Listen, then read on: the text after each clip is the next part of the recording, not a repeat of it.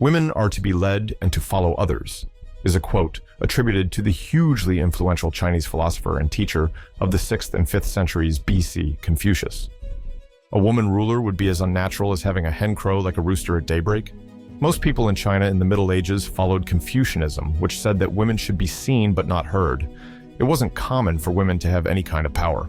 Their job was to stay at home and have children. The idea itself was frowned upon. That is, until one woman changed everything. Wu Zetian was her name, and she controlled China in one form or another for 50 years, ruthlessly getting rid of any opponents to protect her power and running the government, the economy, and the empire's growth with skill. But people in China called her names and said bad things about her for a long time. Why? It was thought that women should have power in 7th century China, when men dominated society. Wu was very strong. Many people at the time, and in the years after, said bad things about her and called her a cruel and oppressive ruler. A lot of WU's true self is still hidden under layers of bias. One thing that is certain is that she was the only woman who ever ruled China by herself. Wu was born in 624 AD to a wood trader father and a Yong family mother. He was not raised to be powerful. Even though she was not very noble, her family was pretty rich, and her young daughter got a great education. This helped her a great deal when she was 14 years old and asked to join the royal court to become Emperor Taizong's imperial mistress. She stayed a less important wife until Taizong died in 649 AD. All reports say that Gaozong, the new emperor, slept with Wu while his father was still alive. According to tradition, the childless wives of a dead emperor should live out their lives in a religious institution. But Wu's exile did not last long. Gaozong was so taken with her that he quickly called Wu back to court. Wu's brutal rise to power. This was the beginning of Wu's meteoric climb to power, which would eventually become historic. As she worked her way up through the ranks of Gaozong's concubines, she kept her sights set on the ultimate goal of becoming the supreme concubine. She had previously given birth to a child for the emperor, which demonstrated that she was more qualified to fulfill the role of Empress than Gaozong's wife as far as the standards of the time were concerned. However, in order for Wu to take what she considered to be her proper place, it was necessary to remove Empress Wang and another of Gaozong's female favorites from their positions. In the event that the account is accurate, her subsequent action was particularly cruel. The official histories, which were produced by those who had a motivation to smear Wu's reputation, state that she suffocated her newborn daughter and placed the blame on Wang, who had been the last person to see and hold the kid. According to reports, Gaozong was so saddened that he locked up his empress, and shortly after that, he locked up his second preferred consort, who was held accountable for being an accomplice.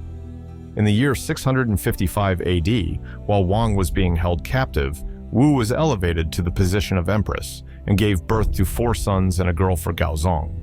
She promptly issued an order that both of the ladies who were being held in custody be put to death because she believed that they would pose a threat if they were allowed to remain alive. Their hands and feet were severed, and their broken bodies were dumped into a vat of wine where they were left to drown. They were left to drown. For more than 20 years, Wu effectively reigned as Gaozong, who had a feeble will, deteriorated into a wretched state. It was her responsibility to remove or execute adversaries in the courtroom, and she was responsible for overseeing all administrative matters. As a result of Gaozong's passing in the year 683 AD, Wu was elevated to the position of Dowager Empress. However, rather than retiring as the norm suggested, she remained at court in the role of regent and maintained her influence by controlling the reigns of her sons. Eventually, in the year 690 AD, Wu, who was now in her mid-60s, compelled her youngest son, who was governing as Emperor Ruisong, to relinquish his position and took the throne for herself.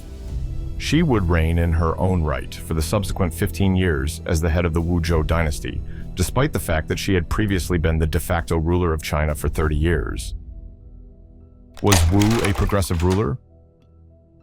In spite of the fact that Wu's ascension to power had been swift, her reign as Empress Regent was mostly unremarkable. Typically, the improvements that she implemented that would be beneficial to the economy and society, as well as make her more popular with the people, are not taken into consideration. It was one of the most significant changes that was made to the imperial examination system, which was used to recruit people for positions in the government and the bureaucracy. In the past, only a specific type of individual could be chosen for the position, but Wu modified the criteria so that both commoners and gentry may register their interest. Candidates that were successful were selected not because of their family name or wealth, but rather because of their abilities. The promotion system in the military also underwent a similar modification. The mourning period for deceased moms was adjusted to equal that of a father, and Wu worked closely with a number of scholars to commission works on significant women from Chinese history. In addition, Wu helped change the mourning period for deceased mothers. Essentially, she was a pioneering feminist in the early stages of the movement. Empress Wu's final years and death. Towards the end of her life, Wu began to surround herself with young men, a decision that was met with a great deal of opposition by those who were present at the court. Several people were of the opinion that she had exploited these young men for the purpose of achieving sexual fulfillment and as a means of preventing herself from growing older. On the other hand, it has been brought to people's attention that other male emperors did the same thing without eliciting the same level of anger.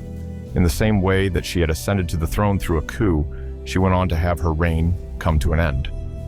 It was believed that two of Wu's younger associates, the Zhang brothers, were acting in a manner that was above its position. As their power increased, there was a growing concern that they would be able to exert influence over the Empress. A number of members of Wu's family, including her grandson Li Chongrun, the Prince of Shao, and her granddaughter Li Xianhui, held them accountable for their involvement in corrupt activities. In the year 705 AD, when the Empress was suffering from a critical illness, a group of ministers and generals devised a plan to eliminate the Zhang brothers and place Zhongzong Wu's son as emperor. This scheme was carried out in order to get the Zhang brothers killed. They really put their strategy into effect on the 20th of February. After the Zhang brothers were eliminated, the conspirators compelled Wu to relinquish her kingdom, and she thereafter withdrew into her own private domain. As soon as 10 months had passed, she had passed away, and she was laid to rest alongside her husband, Gaozong. The life of China's sole female monarch, whose acts demonstrated that women were just as capable as men, came to an end in this manner.